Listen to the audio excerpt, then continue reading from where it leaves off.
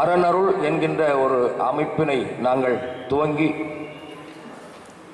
கடந்த 12 ஆண்டுகளாக நம்முடைய சைவ சமயத்தினுடைய கருவூலமாக விளங்குகின்ற வேத சிவாகம புராண இதிகாசங்களினுடைய சாரமாக விளங்கக்கூடிய திருமுறை 12 திருமுறைகளை மக்களிடத்திலே நன்கு பரப்புவது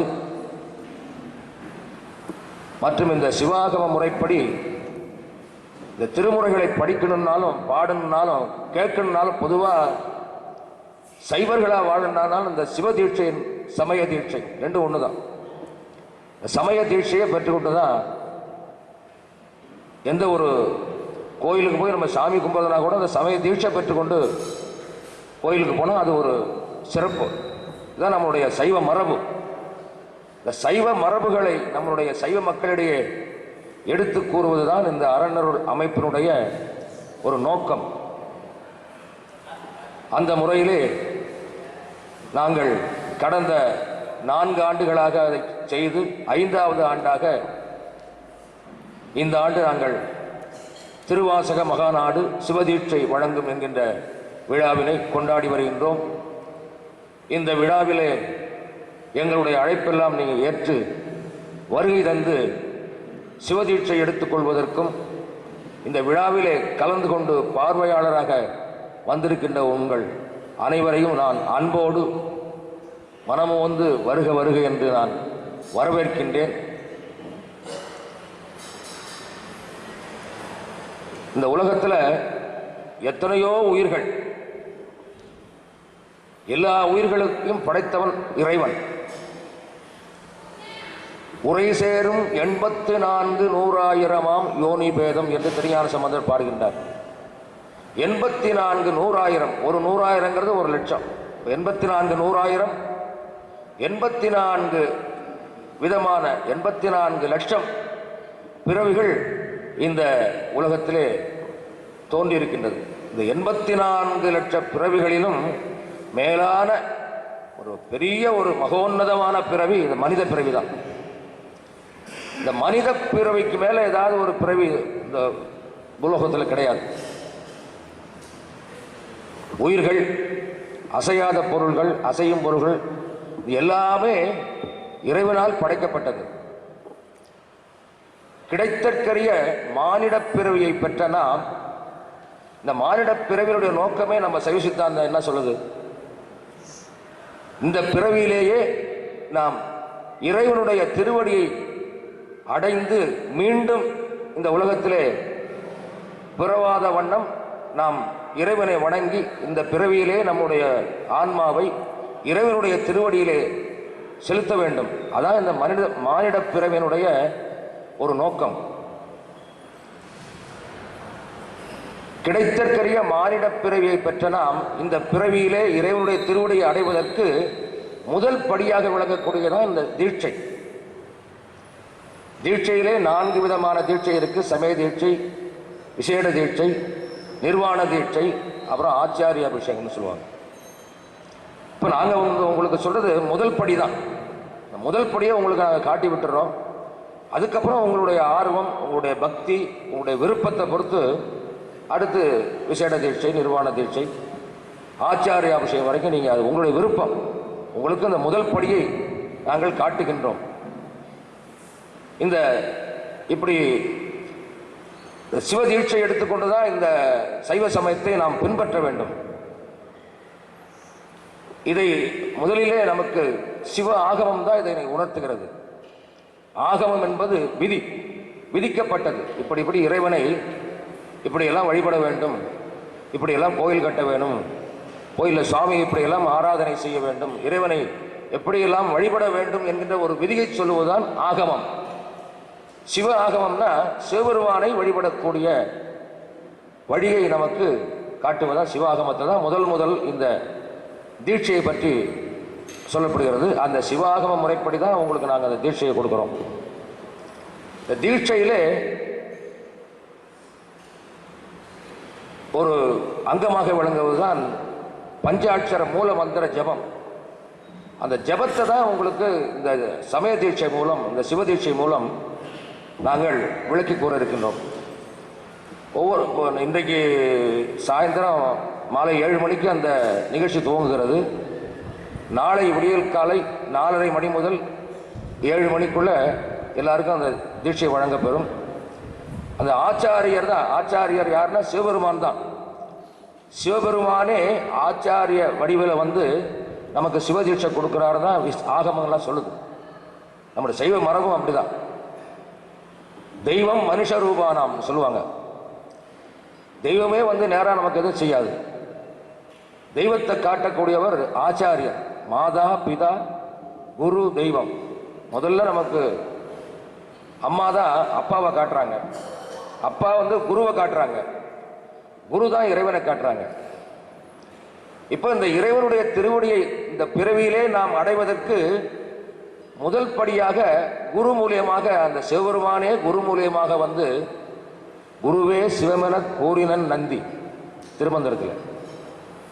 சிவபெருமானே ஆச்சாரிய வடிவில் வந்து நமக்கு வந்து தீட்சை அளித்து நம்மை உய்விக்கின்றார் என்றுதான் நாம் கொள்ள வேண்டும். அப்படி இந்த தீட்சை என்றால், தீ என்றால் கொடுப்பது, ஷை என்றால் கெடுப்பு. நான் உங்களுக்கு இதில் போட்டிருக்கேன்.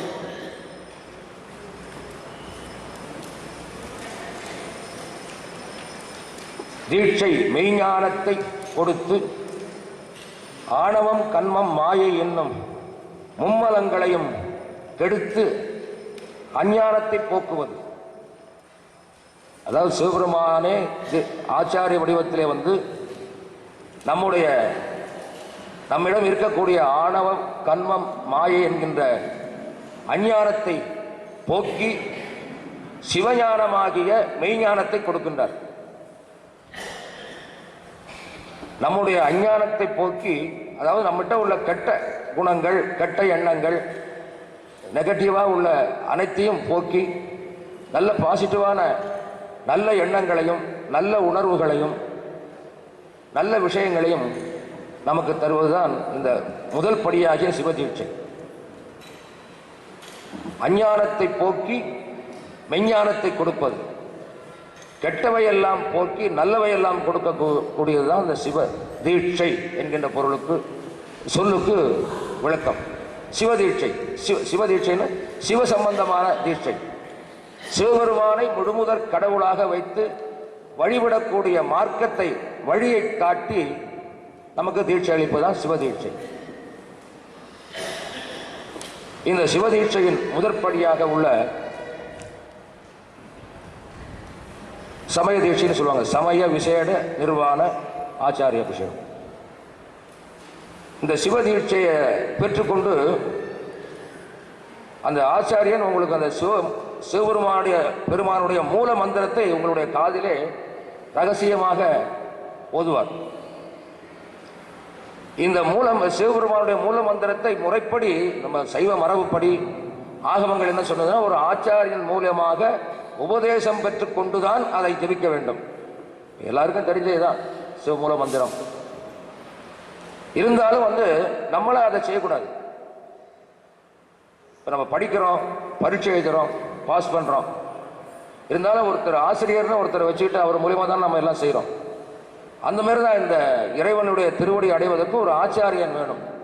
அந்த ஆச்சாரியன் மூலமாக இந்த உபதேசத்தை பெற்றுக்கொண்டு அதுக்கப்புறம் அதை நாம் ஜெபித்து இறைவனை வணங்க வேண்டும் என்றுதான் நம்முடைய ஆகமங்கள் விதிகள் சொல்லப்படுகின்றது. இந்த சிவதீட்சையை பெற்றுக்கொண்டு ஆச்சாரியன் மூலமாக அந்த மூல மந்திரத்தை உபதேசம் பெற்றுக்கொண்டு நாம் தினந்தோறும், நேற்று நம்ம சுவாமிகள் சொன்னாங்கல்ல, படித்தா மட்டும் பத்தாது, ப்ராக்டிஸ் பண்ணணும்னு. ப்ராக்டிஸ் பண்ணாதான், டாக்டருக்கெல்லாம் படிச்சுட்டு ப்ராக்டிஸே பண்ணாமல், வக்கீலுக்கு படிச்சுட்டு ப்ராக்டிஸே பண்ணாமல் இருந்தால் அதனால் பிரயோஜனம் இல்லை. வக்கீலுக்கு படித்தவன் டாக்டர் வேலையை பார்க்க முடியாது, டாக்டருக்கு படித்தவன் வக்கீல் வேலை பார்க்க முடியாது. ப்ராக்டிஸ் இருக்கணும். அதில் வந்து தினந்தோறும் அந்த பயிற்சி இருந்தால் தான் அதில் நம்ம சிறப்பாக விளங்க முடியும். அந்த மாதிரி இந்த சிவதீட்சையை பெற்றுக்கொண்டாலும் அதற்கு அனுஷ்டானம்னு ஒன்று இருக்குது. அதை எப்படி அனுஷ்டிக்கிறது, எப்படி அதை நாம் தினந்தோறும் அதை அனுஷ்டித்து அந்த மூல மந்திரத்தை ஜபிக்க வேண்டும் என்று சொல்லுவதுதான் சைவ அனுஷ்டானம்னு பேர். அனுஷ்டானம்னா அதை செயல்படுத்துறது. தினந்தோறும் அந்த அனுஷ்டானத்தை பண்ணின பிறகுதான் அந்த மூல மந்திரத்தை ஜபிக்கிறோம். அனுஷ்டானம் என்பது முதல்ல நம்மை சுத்தப்படுத்திக் கொள்வது. நம்முடைய உள்ளும் புறமும், நம்முடைய புறத்தையும் உள்ளமும் உள் உறுப்புகளையும் முதல்ல சுத்தம் பண்ணிக்கணும். சுத்தம் பண்ணிக்கிட்டு தான் அந்த மூல மந்திரத்தை நம்ம ஜபிக்கணும் அப்படின்னு ஆகமத்தில் சொல்லப்படுகிறது.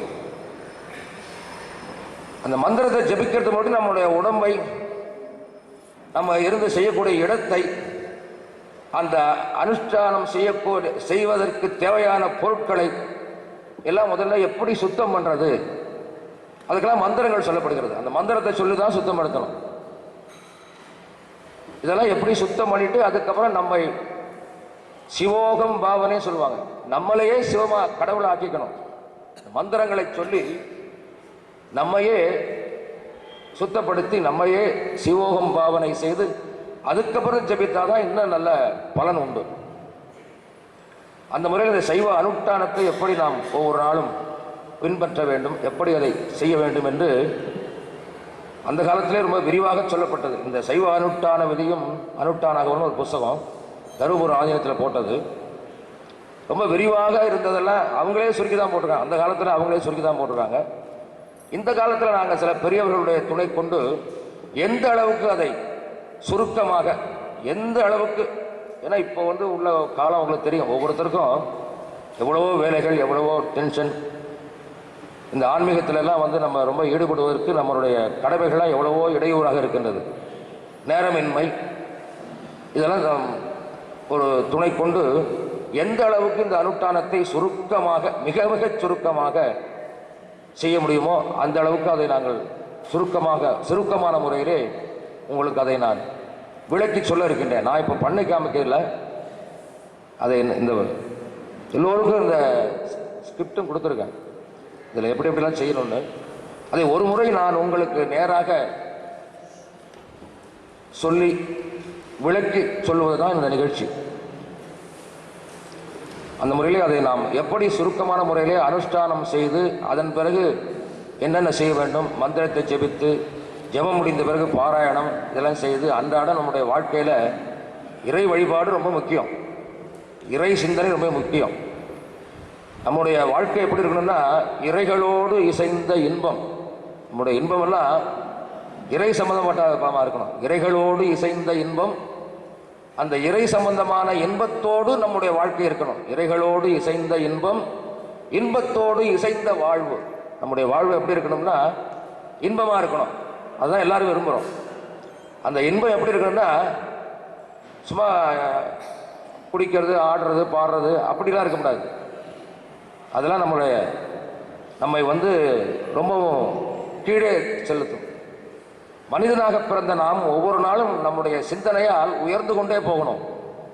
நல்ல எண்ணங்களையும் நல்ல சிந்தனைகளையும் நாம் எந்த அளவுக்கு நினைக்கிறோமோ அது செயலாகப்படுகிறது. முதலிலே நல்ல எண்ணம் வேண்டும், அந்த எண்ணம் நல்ல செயலாக வரும். நல்ல செயல் நல்ல பலனாக நமக்கு கிடைக்கும். அது அப்படியே மாற்றிக்கோ. தீய எண்ணம் தீய செயலை தூண்டும், தீய செயல் மூலம் தீயவை நம்மை சுடும். தீயவை தீய பயத்தலால் தீயவை தீயினும் அஞ்சப்படும் சொல்றாங்க. ஒவ்வொரு நாளும் நல்ல விஷயங்களை நினைப்பதற்கு இந்த அனுஷ்டானங்கள், இந்த ஜபங்கள்லாம் துணை செய்யும். நல்ல எண்ணங்களை நினைத்து நல்ல செயல்களை செய்து நல்லவைகளை பெற்று நாளும் நாளும் நாம் மனிதனாக பிறந்த நாம் உயர்ந்து இறைவனுடைய திருவடி அடைவதற்கு இந்த சிவதீட்சை, அனுஷ்டானம், ஜபம், பாராயணம் இதெல்லாம் நமக்கு உதவி செய்யும். அதுக்காக தான் இந்த தீட்சையை நாங்கள் எடுத்துக் கொடுக்கிறது. இதை இப்போ அடுத்து நம்ம ஒவ்வொரு பகுதியாக நான் படித்து உங்களுக்கு விளக்கி சொல்கிறேன். நீங்கள் தெரிஞ்சு கொள்ளுங்க. இன்றைக்கி இதை எப்படி செய்கிறதுன்னு தெரிஞ்சு கொள்ளுங்க. தெரிந்து கொண்டு நீங்கள் நாளைக்கு நல்ல நிறைந்த அமாவாசை என்று நம்ம எந்த ஒரு நல்ல காரியத்தையும் தொடங்கினோம்னா நிச்சயமாக அது நல்லபடியாகவே நடக்கும். நீங்கள் நாளைக்கு இங்கே முடிஞ்ச உடனே நாளை மறுதினம், நாளைக்கு வந்து சிவராத்திரி சதுர்த்தசி தினம். இந்த இந்த தீட்சையை பெற்றுக்கொள்வதற்கும் ஒரு சில நாட்கள் இருக்கு. மகா சிவராத்திரி அன்றைக்கு தீட்சை பெற்றுக்கலாம், கார்த்திகை சோமவாரத்தன்று தீட்சை பெற்றுக்கலாம். மாதம் சிவராத்திரின்னு ஒன்று வரும். ஒவ்வொரு மாதமும் இந்த பௌர்ணமி கழிச்சு வர்ற திதிகள் இருக்கு பாருங்க, அதில் 14வது நாள் சதுர்த்தசி திதி ஒவ்வொரு மாதமும் மாத சிவராத்திரின்னு பேர். அந்த ஒரு கணக்கை வச்சு தான் நாங்கள் வந்து இந்த புரட்டாசி மாதத்தில் வர்ற மாத சிவராத்திரி தான் நாளைய தினம். நாளைய மறுதினம் அமாவாசை. நீங்கள் இந்த தீட்சையை பெற்றுக்கொண்டு இதை நீங்கள் நாளை மறுதினம் நீங்கள் உங்கள் வீட்டுக்கு போன பிறகு முதல் நீங்கள் இதை ஆரம்பிச்சிடணும். இந்த அமாவாசையில் இந்த ஆரம்பிச்சுட்டிங்கன்னா அது நல்லபடியாக அப்படியே தொடர்ந்து போயிட்டே இருக்கும். ஆகவே இதை நாம் எப்படி செய்ய வேண்டும் என்கின்ற ஒரு செயல்முறையை நான் உங்களுக்கு கொஞ்சம் கொஞ்சமாக படித்து விளக்குறேன்.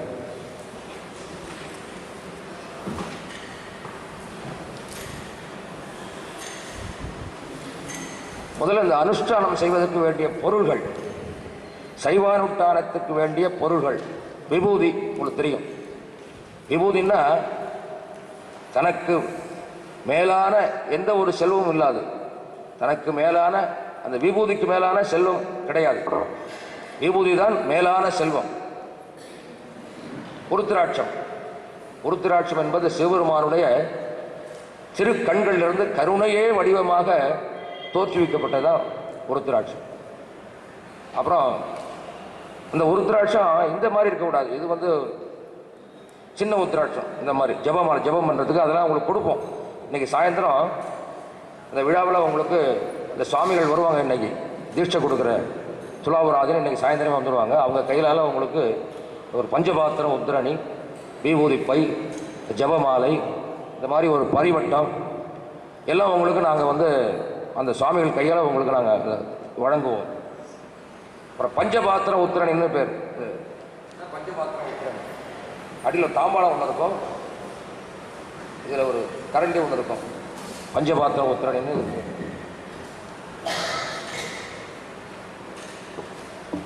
ஆசனம் ஏன்னா உட்காந்து செய்யறதுக்கு நான் இப்போ உங்களுக்கு விளக்கறதுக்காக நின்று கொண்டு செய்கிறேன்.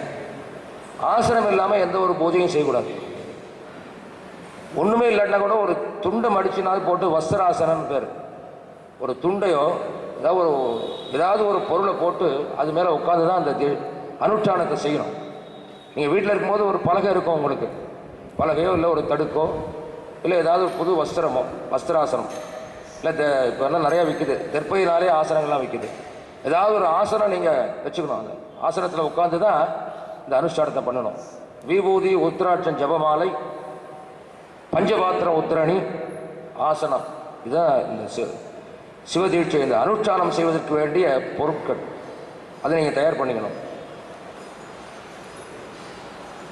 அதிகாலை சூரிய உதயத்திற்கு முன் எழுந்து காலை கடன்களை முடித்து நீராடி உலர்ந்த ஆடையை உடுத்திக் கொள்ளவும். இந்த அனுஷ்டான விதியில் சொல்லப்பட்டிருக்கிறது. நம்ம குளிச்சுட்டு தோட்டிக்கிற பாருங்க, தோற்றமில்ல, அது கூட ஈர துணியாக இருக்கக்கூடாது. சில பேர் இந்த அந்த துணியை நல்லா அலசி அதை புழிஞ்சு தோட்டுவாங்க. அப்படி தோட்டக்கூடாதான். முதல் நாள் துவைத்து அதை உலர்த்தி அந்த உலர்ந்த ஆடையை கொண்டு தான் நம்ம அந்த தோட்டிக்கொள்ள வேண்டும் என்று இந்த அனுஷ்டான விதியில் சொல்லப்படுகிறது. அதிகாலை இந்த 5:30 மணி முதல், அதாவது அது சூரிய உதயத்துக்கு முன்னாடி 4:30 மணிக்குலேருந்து நீ அதுங்க சில இடங்களில் பார்த்தீங்கன்னா, இப்போ நாங்கள் இருக்கிற லண்டன்லாம் யூகேலாம் பார்த்தீங்கன்னா சில நாட்களில் வருஷத்தில் 4:30 மணிக்கே வந்து இது சூரிய உதயம் ஆகிடும். அங்கே மாறி வரும். ஒரு சில மாதங்கள் 5 மணிக்கு இருக்கும், ஒரு சில மாதங்கள் 5:30க்கு. நம்ம ஊரே நம்ம இந்தியாவிலே சில மாதங்கள் பார்த்தீங்கன்னா 5:30 மணிக்கே சூரிய உதயம் உதிக்க ஆரம்பிச்சிடும். பொதுவாக சூரிய உதயத்திற்கு முன்னாடி நாம் எழுந்து காலை கடன்களை முடிக்க வேண்டும். காலை கடன்களை முடித்து நீராடி உலர்ந்த ஆடையினால் நம்மை தோட்டி கொண்டு இந்த கட்டி கொண்டதற்கு பாருங்க, ஒரு ஆச்சாரமான மடியான துணியாக இருக்கணும். பட்டு வந்து என்றைக்குமே ஆச்சாரம் உடையது. நல்ல வெண்பட்டு இருக்க அதை நீங்கள் தினந்தோறும் அந்த அனுஷ்டானம் பண்ணும்போது கட்டி கொண்டு அப்புறம் மடித்து நீங்கள் வச்சிடலாம். சாதாரண நூல் ஆடைன்னா அதை அன்னன்னைக்கு துவைத்து அதை உலர்ந்தால் தான் அது ஆச்சாரம். ஆக அந்த அனுஷ்டானத்துக்கு இப்போ ஆண்கள் ஒரு உள்ளாடை, அப்புறம் வேஷ்டி, ஒரு துண்டு, இதெல்லாம் நீங்கள் முதல் நாளே அதை துவைத்து காய வச்சு அதை நீங்கள் பயன்படுத்திக்கலாம். இல்லை பட்டு இருந்ததுன்னா அது என்றைக்குமே ஆச்சாரம் உடையது. பட்டை நீங்கள் உபயோகப்படுத்தலாம். பெண்களும் அந்த மாதிரி நூலாடைன்னா துவைத்த முதல் நாள் துவைத்து உலர்ந்த நூலாடை. பட்டு புடவைன்னா அதை நீங்கள் கட்டிக்கிட்டு எடுத்து வச்சுக்கலாம். பட்டுக்கு என்றைக்குமே அதை நினைக்க வேண்டியில்லை, நினைச்சி காயப்பட வேண்டியில்லை. பட்டுக்கு என்றைக்குமே ஆச்சாரம் உண்டு. அதில் தூய பட்டுக்கு முதல் நாள் நீங்கள் துவைத்து உலர்ந்த ஆடையை தான் இந்த அனுஷ்டானம் செய்யும் போது உபயோகப்படுத்த வேண்டும் என்று அந்த அனுஷ்டான விதியில் சொல்லப்பட்டிருக்கின்றது. அதிகாலை சூரிய உதயம்னா நீங்கள் ஒரு 6 மணிக்கு முன்னாடி எழுந்துக்கலாம். 6 மணிக்கு முன்னாடி உங்களுக்கு எப்படி வசதியாக எழுந்திருக்கலாம். 4 மணிக்கு எழுந்திருக்கலாம், 4:30க்கு எழுந்திருக்கலாம், 5க்கு எழுந்திருக்கலாம். அந்த சூரிய உதயத்திற்கு 6 மணிக்கு முன்னாடியே எழுந்து செய்ய வேண்டும் என்று இந்த விதியிலே சொல்லப்பட்டிருக்கின்றது. அதிகாலை சூரிய உதயத்திற்கு முன் எழுந்து காலை கடன்களை முடித்து நீராடி உலர்ந்த ஆடையை உடுத்திக் கொள்கிறோம். அதுக்கப்புறம் என்ன செய்யணும்னா, விபூதியை எடுத்து மந்திரமாவது நீர், அதாவது நம்முடைய திருமுறைகளில் விபூதியினுடைய சிறப்பெல்லாம் சொல்லக்கூடியது திருநீற்று பதிகம். மந்திரமாவது நீர், வானவர் மேலது நீர், சுந்தரமாவது நீர் துதிக்கப்படுவது, அந்த எல்லாம் தெரிஞ்சிருக்கும் உங்களுக்கு. அந்த ஒரு பாட்டை நம்ம மனசுலேயே அப்படியே பாராயணம் பண்ணிக்கிட்டு சிவசிவ என்று சொல்லி நெற்றி மார்பு கைகளில் உத்தூளனமாக பூசிக்கொண்டு உருத்திராட்ச மாலையை அணிந்து கொள்ள வேண்டும். நீங்கள் குளிச்சுட்டு வரீங்க, காலை கடன்களை முடித்து குளித்து வந்த பிறகு உலர்ந்த ஆடையை உடுத்தி நீங்கள் முதல்ல உங்களுடைய பூஜை அறைக்கு போகிறீங்க. முதல்ல என்ன பண்ணணும்னா, விபூதியை எடுத்து மந்திரமாவது நீர் என்கின்ற சொல் பாடலை நீங்கள் மனசிலே பாடிக்கிட்டு, இல்லை வாயை விட்டும் பாடலாம், சிவசிவன்னு சொல்லி முதல்ல அந்த விபூதியை உத்தூளனம்னா என்ன, உத்தூளனம்ங்கிற வார்த்தைன்னா குடைக்காதது, தண்ணீர் விட்டு குடைக்காம முதல்ல சிவசிவான்னு மந்திரமாவது பாடலை பாடி சிவசிவான்னு சொல்லிட்டு இந்த விபூதியை திரிபுண்டரமாக, இந்த விபூதியை முதல்ல உத்தூளனமாக குடைக்காம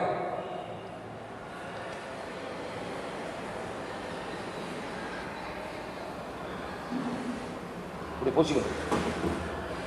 விபூதியை தண்ணீர் விட்டு குடைக்காமல் மந்திரமாவது என்கின்ற பாடலை பாடி சிவசிவன்னு சொல்லி முதல்ல அந்த உத்தூளனமாக அந்த விபூதியை பூசிக்கணும். உத்தூளனம்னா நீர் விட்டு குடைக்காமல் பூசிக்கணும். இந்த மார்பிளையும் பூசிக்கணும், 2 கையிலையும் பூசிக்கணும், முதல்ல நெற்றியை பூசணும். விபூதியை எடுத்து மந்திரமாவது நீர் என்கின்ற பாடலை பாடி சிவசிவ என்று சொல்லி நெற்றி மார்பு கைகளில் உத்தூளனமாக பூசிக்கொண்டு, இந்த விபூதியை பூசிக்கொண்டு இந்த மாலை இருக்கு பாருங்க. சில பேர் எப்பொழுதுமே மாலை போட்டிருப்பாங்க. சில பேர் மாலையை அந்த ஒரு அனுஷ்டானம் கோயிலுக்கு போனால் அந்த பூஜை நேரத்தில் தான் அந்த ஜெபமாலையை போட்டுப்பாங்க. அப்படி நீங்கள் தனியாக அதை கழட்டி வச்சுருந்தீங்கன்னா அந்த மாலையை எடுத்து நீங்கள் அணிந்து கொள்ள வேண்டும். நான் பேசுகிறது எல்லாருக்கும் நல்லா விளங்குதா? ஏதாவது உங்களுக்கு விளங்காட்டால் நீங்கள் கேட்கலாம். இது ஒரு வகுப்பு மாதிரி தான். இது அனுஷ்டானத்தை எப்படி செய்ய வேண்டும் என்று உங்களுக்கு நான் சுருக்கமான முறையில் சொல்லிக் கொடுக்குறேன். ஏதாவது புரியலன்னா நீங்கள் கேட்கலாம் தாராளமாக.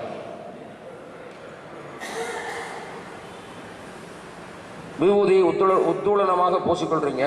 அதுக்கப்புறம் உத்திராட்ச மாலையை எடுத்து அணிந்து கொள்கிறீர்கள். அதற்கப்புறமா பெரும்புலர் காலை மூழ்கின்னு ஒரு தேவாரம் இருக்கு. அதில் நல்ல பக்தியோடு விளக்கை ஏற்றி இறைவனை வழிபட்டால் கரும்பினில் கட்டி போல்வார் கடவுர் வீரட்டனாரே. பெரும்புலர் காலை மூழ்கி, என்ன புலர் காலைன்னா அதிகாலை, பித்தர்க்கு பத்தராகி, பித்தர்னா யாரு? சிவபெருமான். அந்த சிவபெருமானுக்கு நாம் பக்தராக வேண்டுமா? அரும்பொடு மலர்கள் கொண்டு ஆங்கு ஆர்வத்தை உள்ளே வைத்து நல்ல பக்தியோடு விரும்பி நல் விளக்கு தூபம் விதியினால் இடவல்லார்க்கு கரும்பினில் கட்டி போல்வார் கடவுர் வீரட்டாரே. நீ அடுத்ததாக விபூதியை அணிந்து உத்திராட்ச மாலை அணிந்து கொண்டு பெரும்புலர் காலை மூழ்கி, பூஜை அறையில் நீங்கள் எல்லாருக்கும் இப்போ விளக்கு இருக்கும், பூஜை அறையில் விளக்கு இருக்கும். முதல்ல அந்த விளக்கை ஏற்றுக்கொள்ளணும். அந்த விளக்கை ஏற்றும் பொழுது இந்த பாத்திரத்தை இந்த இந்த பாடலை நான் பின்னாடி கொடுத்துருக்கேன், அதை நீங்கள் படிக்கலாம். இல்லை இந்த சொற்றுணை வேதிகன் சோதிவானவன் அந்த மாதிரி பாடல் கூட சோதின்னு வர்ற பாடலை படிக்கலாம். இது ரொம்ப விளக்கு தூபம்னு ரொம்ப அருமையான பாடல் இது. அதோட இதை நான் ஏன் போட்டேன்னா, திருக்கடவுர் தான் என்னுடைய சொந்த ஊர். திருக்கடவுர் மூவர் பாடல் பெற்ற ஸ்தலம்.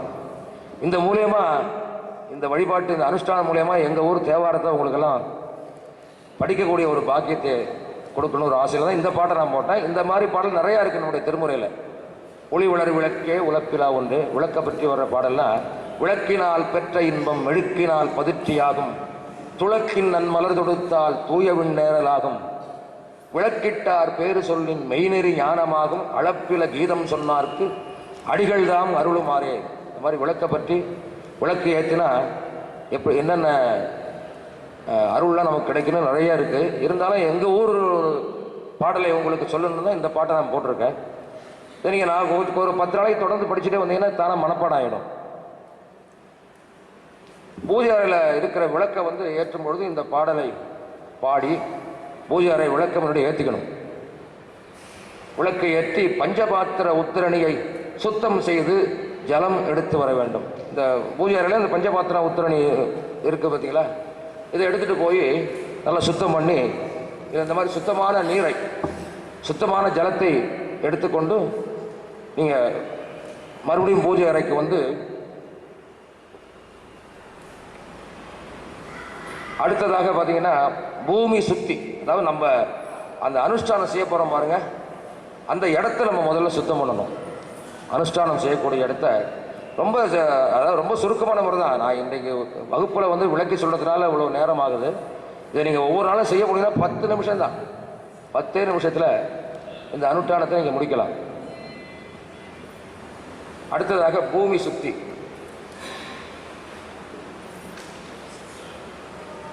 ஓம் அஸ்திராய பட் என்று சொல்லி ஜலத்தை தெளித்து அனுஷ்டானம் செய்யும் இடத்தை சுத்தம் செய்யவும்.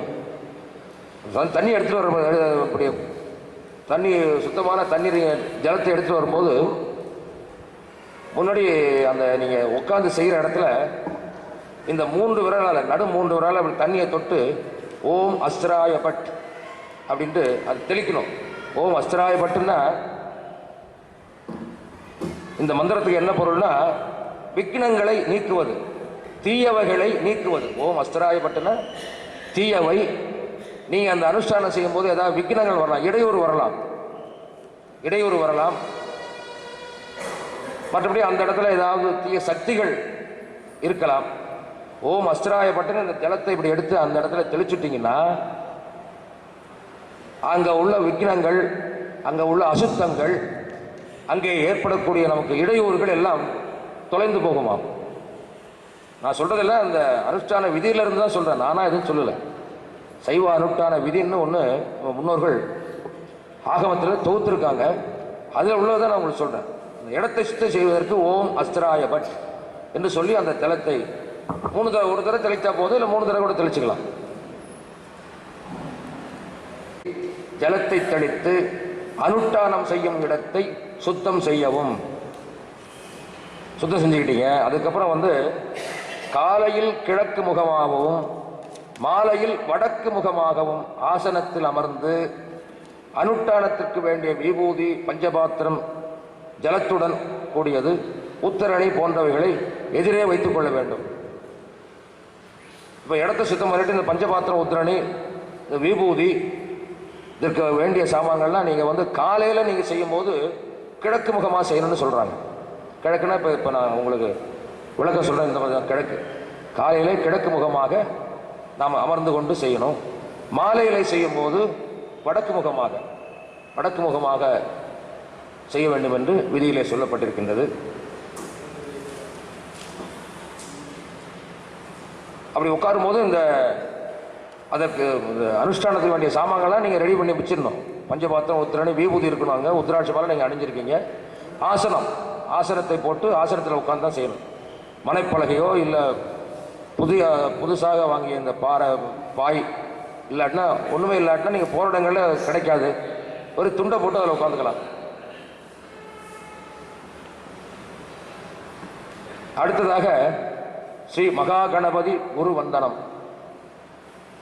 எந்த ஒரு நம்முடைய ஆன்மீக வழிபாட்டில் எந்த ஒரு செயலை செய்யும் போதும் முதல்ல மகா கணபதியை வழிபடாமல் செய்யக்கூடாதுன்னு நம்முடைய சிவ ஆகமங்கள் சொல்லப்பட்டுகிறது. எந்த ஒரு நம்ம வழிபாட்டை செய்யும் போதும் கணபதியை வழிபட்டு கொண்டுதான் நம்முடைய வழிபாட்டை துவங்க வேண்டும் என்று நம்முடைய ஆகமங்கள் சொல்லப்பட்டிருக்கிறது. நீங்கள் அந்த ஆசனத்தில் உட்கார்ந்த பிறகு ஓம் மகா கணபதியே நம, ஓம் மகா கணபதியே நமன்னு ஒரு 3 முறை குட்டிக்கொள்ளணும். அப்படி குட்டிக்கொள்ளும் போதே இந்த பாடலை சொல்லிக்கலாம், இந்த தோத்திரத்தை சொல்லிக்கொண்டு நீங்கள் செய்யலாம். 5 கரத்தனை 5 கரத்தனை நீங்கள் இசைக்கலாம். இதெல்லாம் நீங்கள் அனுஷ்டானத்தில் இந்த பாடலை இசையோடு பாடணும் தேவையில்லை. அங்கே பக்தி தான் ரொம்ப முக்கியம். 5 கரத்தனை ஆனை முகத்தனை இந்தின் இளம்பிறை போல் ஈற்றனை நந்தி மகந்தனை ஞான கொழுந்தனை பொந்தியில் வைத்தடி போற்றுகின்றேனே இப்படி சொல்லிட்டு ஓம் மகா கணபதியே நம அப்படின்னு சொல்லிட்டீங்கன்னா அந்த கணபதியை அங்கே நம்ம வழிபட்டுறோம்.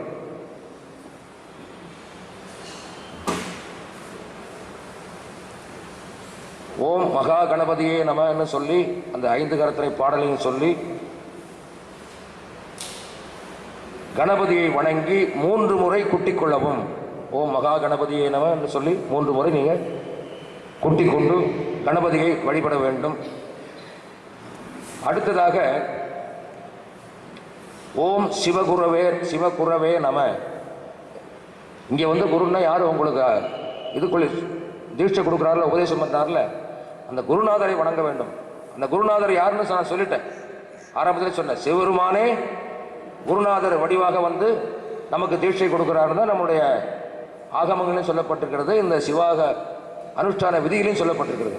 நம்முடைய சைவ மரபும் அதான். குருன்னா கடவுளுக்கு சமமானவர். அப்பொழுது நீங்கள் அந்த உங்களுக்கு உபதேசம் பண்ண குருவை ஒரு நிமிஷம் நீங்கள் மனசில் நினைச்சு அந்த குரு தோத்திரமாக ஒன்று நான் போட்டிருக்கேன். திரும்ப இந்த பாடெல்லாம் இதில் இருக்கு.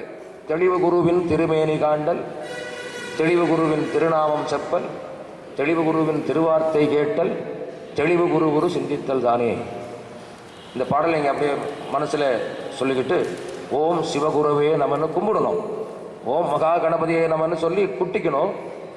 ஓம் சிவகுருவே என்று சொல்லி நெஞ்சுக்கு நேராக கையை இப்படி அந்த குருவை நினைத்து அந்த குருவை வழிபட வேண்டும். ஓம் சிவகுருவே நம என்று சொல்லி அந்த குருவை வழிபட்டு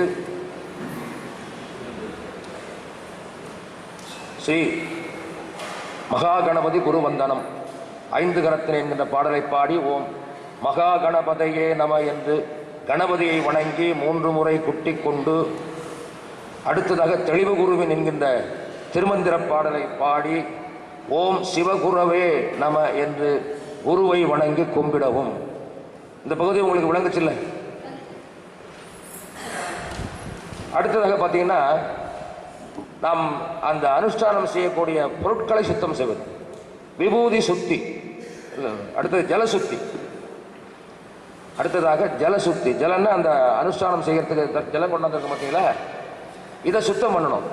இதை இந்த சாதாரண ஜலத்தை சிவதீர்த்தமாக ஆக்க வேண்டும். சிவதீர்த்தமாக ஆக்க வேண்டும். அதுக்கு என்ன செய்ய வேண்டும் பாருங்க.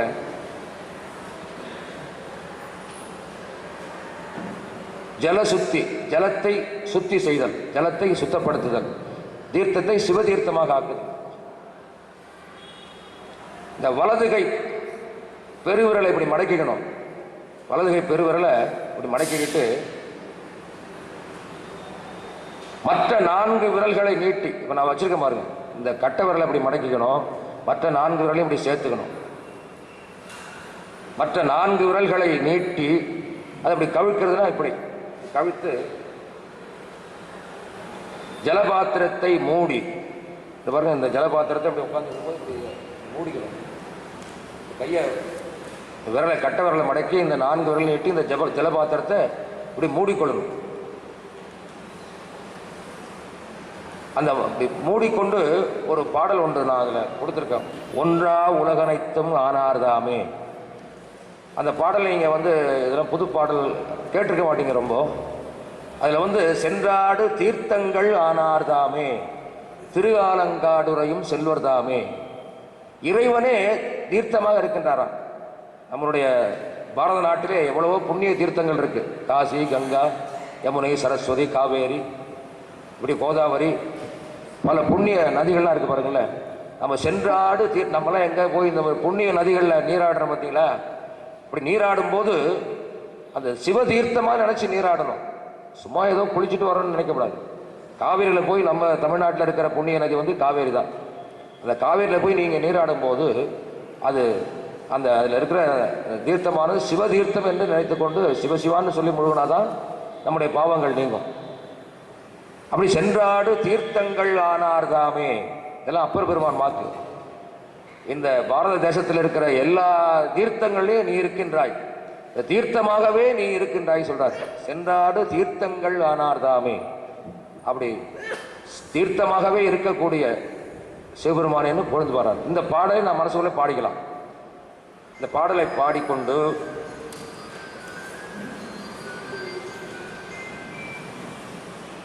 ஈசானம் முதலிய 11 சங்கீதா மந்திரங்களை ஜபித்து அப்படி மூடிக்கொண்டு முதல்ல இந்த பாட்டை தோத்தரிக்கிறோம்.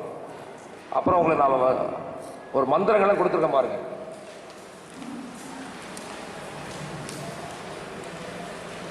நாலாவது பக்கத்தில் இந்த அனுஷ்டானத்தில் நீங்கள் சொல்லக்கூடிய சிவ மந்திரங்கள், அதாவது நம்முடைய சிவாகமத்தில் ஏகாதச ருத்ரம், அதாவது 11 மந்திரங்கள் தான் சொல்லப்படுகிறது. இந்த 11 மந்திரத்துக்கு மேலே எதுவுமே கிடையாது. அந்த ஓம் ஈசானம் முதல் 11 சங்கீதா மந்திரங்களை ஜபிக்கணும். இந்த கையை அப்படி மூடி வச்சுக்கிட்டு இந்த 4 விரலையும் அந்த ஜலத்து மேலே மூடி வச்சுக்கிட்டு இந்த பாடலையும் பாடி மனசுக்குள்ளே பாடிக்கிட்டு இந்த ஓம் ஈசானமூர்த்தாய நம, ஓம் தத்புருஷ பக்தராய நம, ஓம் அகோர ஹிருதயாய நம, ஓம் வாமதேவ குஹ்யாய நம, ஓம் சத்யோஜாதமூர்த்தியாய நம, ஓம் ஹிருதயாய நம, ஓம் சிரசே நம, ஓம் சிகாயை நம, ஓம் கவச்சாய நம, ஓம் நேத்ரியோப்பியோ நம, ஓம் அஸ்திராய நம.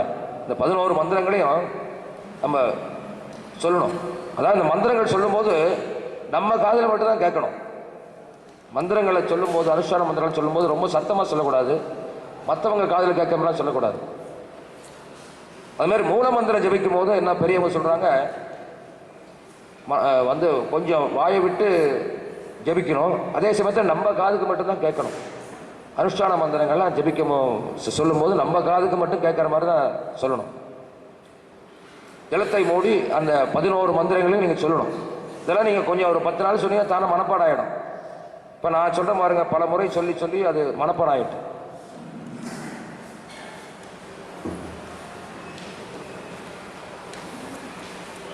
அந்த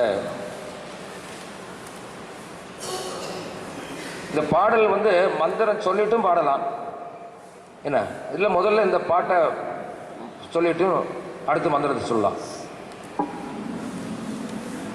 ஈசானம் முதலிய 11 சங்கீதா மந்திரங்களை ஜபித்து ஜல சுத்தி செய்து, இப்போ நீங்கள் அதில் வச்சு அந்த மந்திரத்தையும் இந்த பாடலையும் பாடி இந்த 11 மந்திரங்களையும் சொல்லிட்டீங்கன்னா அந்த தீர்த்தம் என்ன தீர்த்தமாகுது?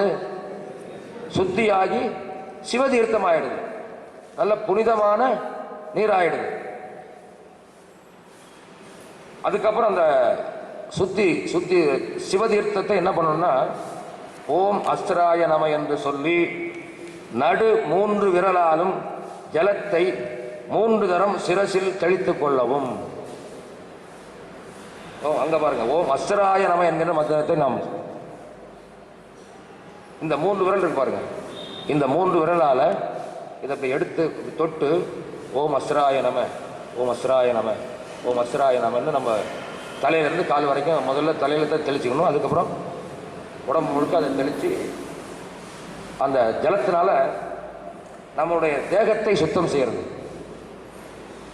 ஓம் அஸ்திராய நம என்று சொல்லி நடு 3 விரலாலும் ஜலத்தை தொட்டு 3 தரம் சிரசில் உடம்பில் தெளித்துக் கொள்ளும். இந்த பகுதி பார்க்க மறுபடியும் படிக்கிறேன். ஜல சுத்தி, ஜலத்தை சுத்தி செய்தல். வலது கை பெருவிரலை மடக்கி மற்ற 4 விரல்களை நீட்டி கவிழ்த்து ஜலபாத்திரத்தை மூடி ஒன்றா உலகனைத்தும் ஆனார்தாமே என்கின்ற திருமுறை பாடல்களை ஜபித்து ஓம் அந்த ஈசானம் முதலிய 11 மந்திரங்களை ஜபித்த பிறகு அந்த தீர்த்தம் சிவ தீர்த்தமாக புனிதமான தீர்த்தமாக ஆகிவிடுகின்றது. அந்த புனித தீர்த்தத்தை இந்த நடு 3 விரலையும் சேர்த்து அதை இந்த ஜலத்தை தொட்டு ஓம் அஸ்திராய நம என்று சொல்லி சிரசிலிருந்து நம்ம உடம்பு முழுக்க தெளித்து நம்ம தேகத்தை புறத்தே சுத்தம் செய்வது.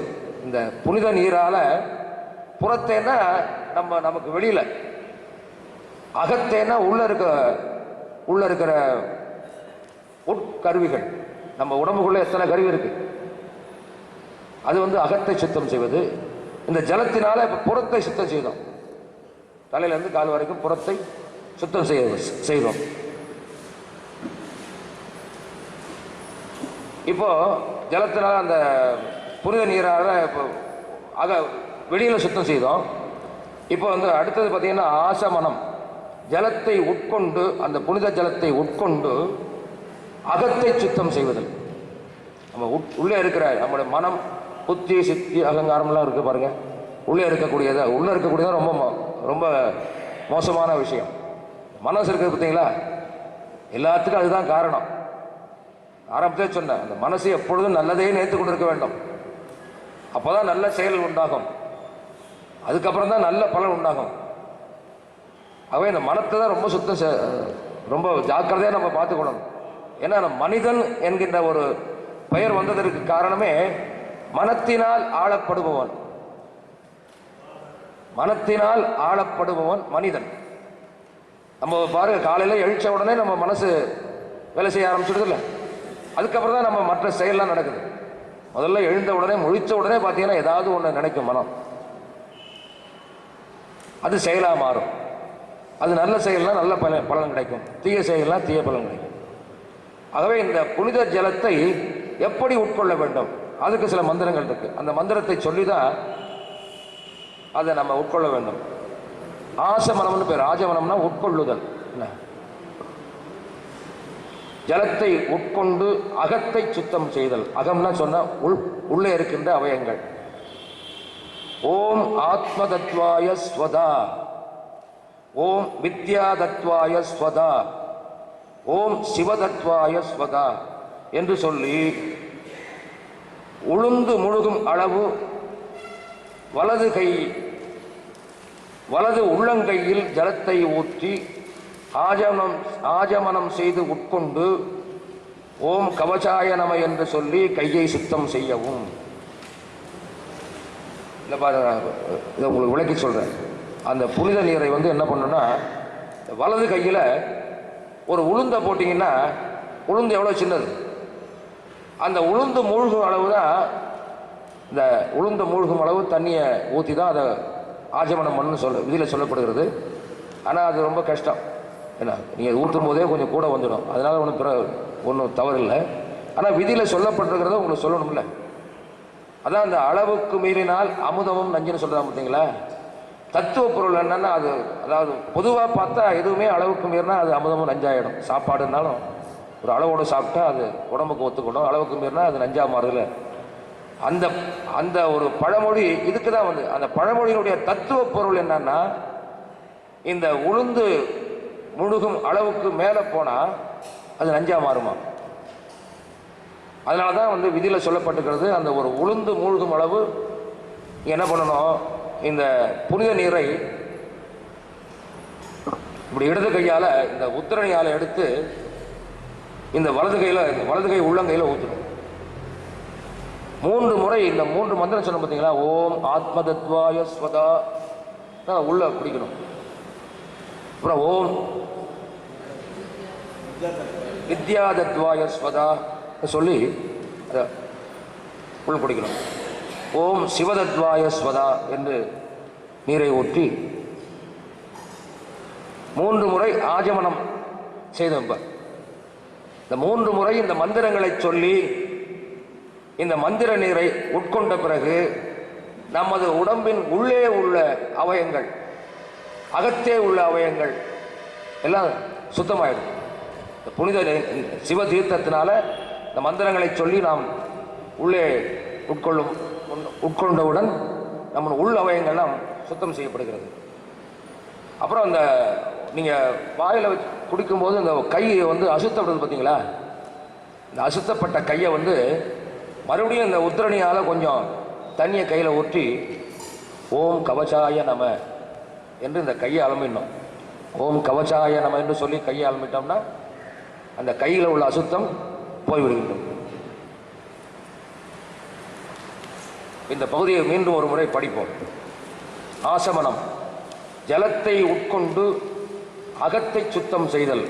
ஓம் ஆத்மதத்வாய ஸ்வதா, ஓம் வித்யாதத்வாய ஸ்வதா, ஓம் சிவதத்வாய ஸ்வதா என்று சொல்லி உளுந்து முழுகும் அளவு வலது உள்ளங்கையில் ஜலத்தை ஊற்றி ஆஜமனம் செய்து உட்கொண்டு ஓம் கவச்சாய நம என்று சொல்லி அந்த கையை கரத்தை சுத்தம் செய்வோம்.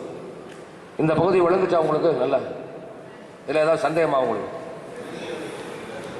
என்ன, இடது கையால் அந்த உத்திரையில் தண்ணி எடுத்து வலது கையில் ஊற்றணும்.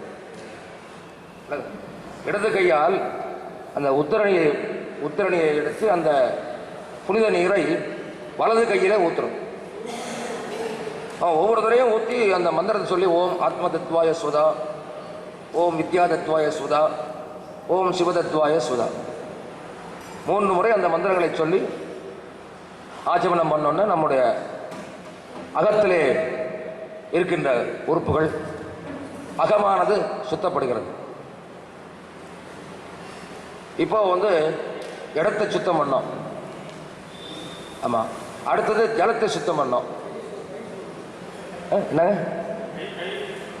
கடைசியாக நான் சொன்னேன் உங்களுக்கு, அந்த 3 முறை அந்த ஆஜமனம் செய்துட்டு மறுபடியும் அந்த இடது கையால் அந்த கொஞ்சம் தீர்த்தத்தை எடுத்து வலது கையில் ஊற்றி 2 கையும் சேர்த்து ஓம் கவச்சாய நம என்று அந்த கையை நாம் கரத்தை சுத்தம் செய்ய, கரசுத்தின்னு பேர். அது கரசுத்தின்னா கரத்தை சுத்தம் செய்தல். கரத்தை சுத்தம் செய்தோம். இப்போ நாம் இருக்கிற இடத்தை சுத்தம் செய்தோம். அடுத்து ஜலத்தை சுத்தம் செய்தோம். அந்த சிவ தீர்த்தத்தினால் நம்முடைய அகத்தையும் புறத்தையும் சுத்தம் செய்தோம். மந்திரங்களை, அதுக்குரிய மந்திரங்களை சொல்லி முதல்ல வந்து நீரால் தெளித்து புறத்தை சுத்தம் செய்தோம். அப்புறம் மந்திரங்களை சொல்லி அந்த புனித நீரை உட்கொண்டு அகத்தை சுத்தம் செய்தோம். இப்போ உள்ளும் புறமும் சுத்தமாயிட்டோம். அடுத்து பார்த்தீங்கன்னா இந்த விபூதி எப்போதும் புனிதமானது தான். இருந்தாலும் நம்ம அந்த முறையாக அணிந்து கொள்ளும் போது அதை கொஞ்சம் சுத்தி பண்ணி தான் அணிந்து கொள்ள வேண்டும் என்று இந்த அனுட்டான விதியில் சொல்லப்படுகிறது. இந்த விபூதி சுத்தி எப்படி செய்யணும் பாருங்க. விபூதி சுத்தி, விபூதியை சுத்தம் செய்தல். வலது பெருவிரல், நடுவிரல், மோதிர விரலை சேர்த்து பாருங்க. இந்த வலது கையில் அந்த விபூதி நம்ம எப்படி எடுக்கணும்னா, வலது பெருவிரல், இந்த விரல் கட்ட விரல், அப்புறம் நடுவிரல்னா இந்த இது, அப்புறம் மோதிர விரல், இதுதான் வலது பெருவிரல், நடுவிரல், மோதிர விரலை சேர்த்து அந்த விபூதியை எடுத்து இடது உள்ளங்கையில் வைத்து, அதாவது இந்த விபூதியை வந்து இப்படி எடுத்து இடது உள்ளங்கையில் வைக்கணும்.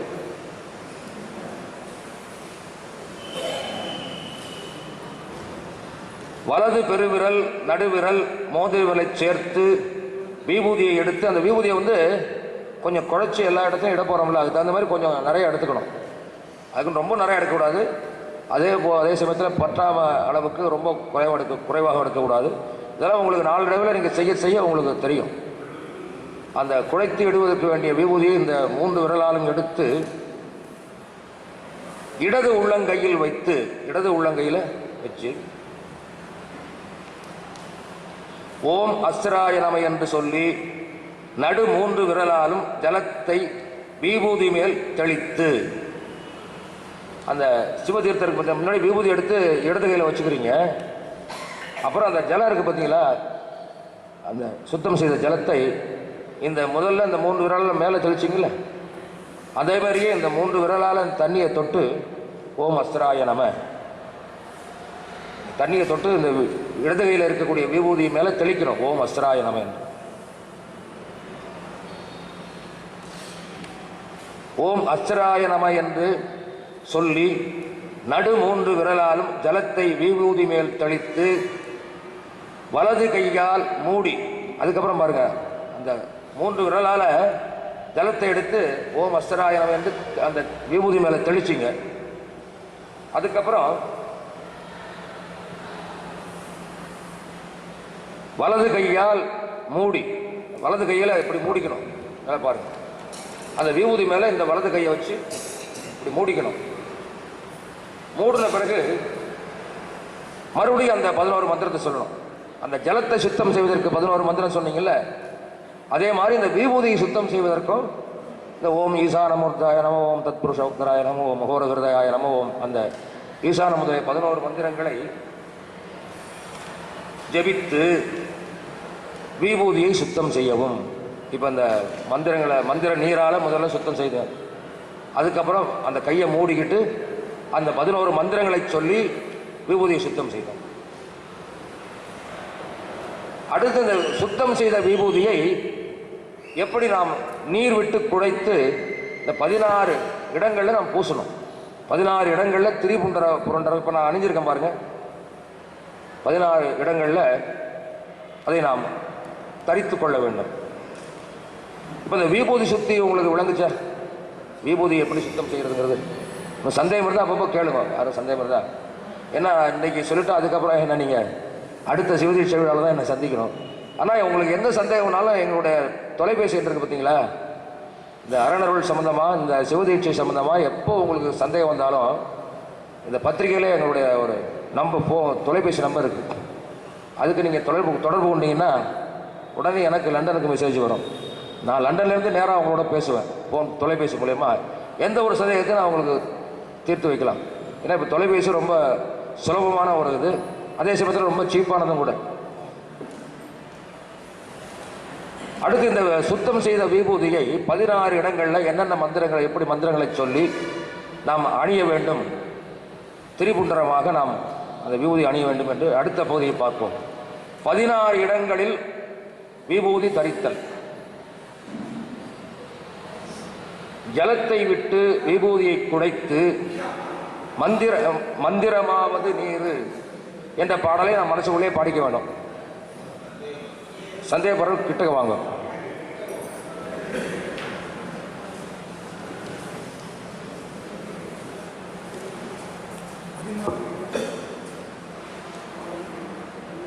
அதுதான் நான் காமிக்க போறேன். அதுக்கு மட்டும் கேட்குறீங்க. 16 இடம் என்னங்கிறத முன்னாடி உட்காந்து 16 இடம் எங்கங்கிறத நான் காட்ட போறேன்.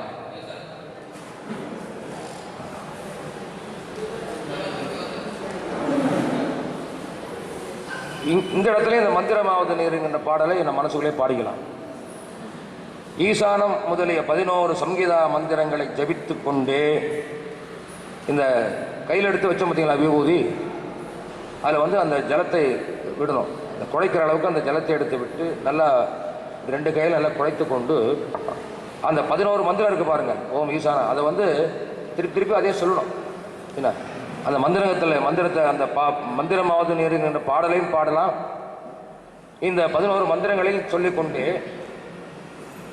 ஜபித்துக்கொண்டே தலை, நெற்றி, மார்பு, தொப்புள், வலது முழங்கால், இடது முழங்கால், வலது தோள், இடது தோள், வலது முழங்கை, இடது முழங்கை, வலது மணிக்கட்டு, இடது மணிக்கட்டு, வலது விலா, இடது விலா, முதுகு, கழுத்து ஆகிய 16 இடங்கள். 16 இடங்களிலும் விபூதியை திரிபுண்டரமாக தரித்து, அப்படி தரித்த பிறகு ஒரு நல்ல பாடல், கருவாய் கிடந்துங்கிற பாடல் நான் போட்டிருக்கேன். கருவாய் கிடந்து உன் கடலே நினையும் கருத்துடையேன், உருவாய்த் தெரிந்து உந்தன் நாமம் பயின்றேன், உனதருளால் திருவாய்ப்பொழிய சிவாய நம என்று நீரணிந்தேன், தருவாய் சிவகதி நீ பாதிரி புலியூர் அரணே. நம்ம எதுக்காக இந்த அனுஷ்டானம்லாம் பண்ணுறோம்? இந்த பிறவியோடு முடித்து கொண்டு மீண்டும் இந்த மண்ணுலகத்தில் பிறந்து நாம் கஷ்டப்படாமல் இந்த பிறவியிலேயே நாம் அவனுடைய சிவகதியை அடைவதற்கு தானே இந்த அனுஷ்டானம் பண்ணுறோம். அதை தான் அப்பர் பெருமான் வென்றார். திருவாய்ப்பொழிய சிவாய நம என்று நீரணிந்தேன் தருவாய் என்ன சிவகதி நீ பாதிரி புலியூர் அரணே.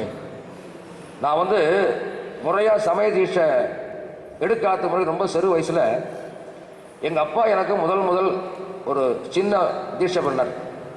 தருமபுரம் ஆதீனத்துக்கு ஆண்டுதோறும் நாங்கள் விழாவுக்கு போவோம். அங்கே இருக்கிற திருக்குளத்தில் எங்கள் அப்பா தான் முதல் எனக்கு தீட்சை கொடுத்தார். சுருக்கமான தீட்சை. அது என்னென்னா, அப்பா தினந்தோறும் அவங்க சிவபூஜை பண்ணுவாங்க. காலை மாலை இந்த அனுஷ்டானம் பண்ணும்போது நான் கூடவே இருந்த ஒரு நாள் நானாகவே இந்த ரொம்ப சிறு வயசு 4 5 வயசு 6 வயசுக்குள்ளே இருக்கும். அவ்வளோ விவரம் தெரியாத வயசு. அவங்க அந்த அனுஷ்டானத்தை பண்ணிவிட்டு எனக்கு முதல் கொடுத்தாங்க. விபூதியை எடுத்து கொடுத்து அவங்களே தண்ணியெல்லாம் விட்டு குழைச்சி இந்த பாட்டை சொல்லி விபூதியை பூசு. இந்த ஒரே ஒரு பாட்டு மட்டும்தான். இந்த கருவாய் கிடந்து இந்த பாட்டை சொல்லி விபூதி பூசு, இப்போதைக்கு நீ அது போதும் அப்படின்னு எங்களுடைய தகப்பனார் சொன்னார். எனக்கு நல்ல ஞாபகம் இருக்குது. நான் அதுக்கப்புறம் ஒவ்வொரு தடவை நான் விபூதி அணியும் போதும் இந்த கருவாய் கிடந்த பாட்டை சொல்லி தான் நான் விபூதி அணிவேன். அதுக்கப்புறம் தான் நான் முறையாக தீட்சையெல்லாம் பெற்றுக்கொண்டது.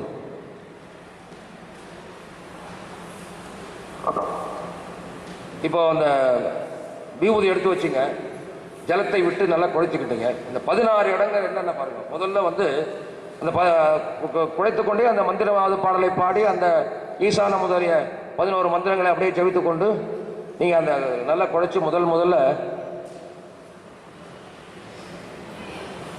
தலைனா இந்த உச்சந்தலை முதல்ல இப்படி இந்த 3 விரலால் குழைத்து கொண்டு இப்படி வைக்கும் போதே அந்த மந்திரத்தை சொல்ல ஆரம்பிச்சிடணும். அந்த மந்திரத்தை சொல்லிக்கொண்டே அந்த மேலே முதல் இடம் தான் 2 கையாலையும் தலைமையில் சிரஸ். அப்புறம் அந்த ஒவ்வொரு தடையும் குழைச்சிக்கணும். ஒவ்வொரு இடத்துல இட்ட பிறகு கொஞ்சம் அப்படி கையால் குழைச்சிக்கணும். ரொம்ப காஞ்சி போனால் கொஞ்சம் தண்ணியை எடுத்து அந்த குறைவான ஒரு பதத்துக்கு அதை செஞ்சு கொண்டு அடுத்தது நெற்றி. முதல்ல தலை, அடுத்தது நெற்றியில் 3 முறை இப்படி இங்கே இருந்தால் அப்படி வரும். சில பேர் விபூதி இப்படி விடுறாங்க, அது தவறு. இப்படி விடும் 3 முறை. இப்போ 2 இடம் பார்த்துட்டோம், தலை நெற்றி. அடுத்தது மார்பு. மறுபடியும் கொஞ்சம் கையை குழைச்சி கொண்டு மார்பில் இந்த இடத்துல 3 முறை, மார்பில் 3 முறை. அப்புறம் தொப்புள். அது இனிமேலாம் ஒவ்வொரு தடவை இட்டால் போதும். இந்த நெற்றியில் முதல்ல சிரசில் 3 முறை, சிரசில் 3 முறை, நெற்றியிலே 3 முறை, மார்பிலே 3 முறை. அதுக்கப்புறம் வர இடங்கள்லாம் ஒரு தடவை செய்தால் போதும்.